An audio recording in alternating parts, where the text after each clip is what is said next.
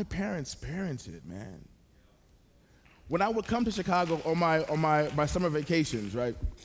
Summer vacation, my dad gave me this book, thick book called Great American Negroes. And there were, and it was stories of Langston Hughes, Richard Wright, Mary McLeod Bethune, Marian Anderson, thick book. And he used to make me have to write book reports.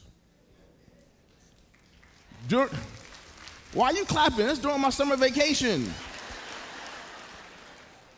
I'm not supposed to be working during my summer vacation, reading, let alone writing book reports. I didn't like it, but of course I had to do it. But it wasn't until, I'd go back to school, and I'd take some of these books, because it wasn't just that book, it was always all kinds of books. My dad is an avid reader. He's a book collector, if you will. And, I'd go back to school and, talk about these people and realize nobody else in my school knew who these people were. I had this book, like one of my favorite books. It was a white book, and in black letters it said Poems on the Life and Death of Malcolm X, had a big X on it. And I used to get teased in school. Kids say, "Oh, somebody wrote a book about you? Ha, ha, ha, ha." And I realized these kids don't even know who Malcolm X is.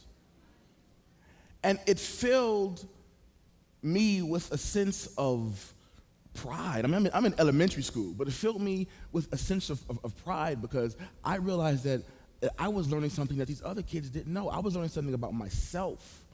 I was learning about my history.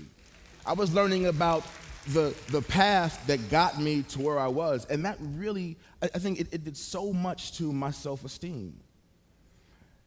So I just want to say all that to say, I talk about my mother all the time, but I want to acknowledge my father. My father is here in the front row. Please, just stand up, please. Just stand up and give a peace sign or something.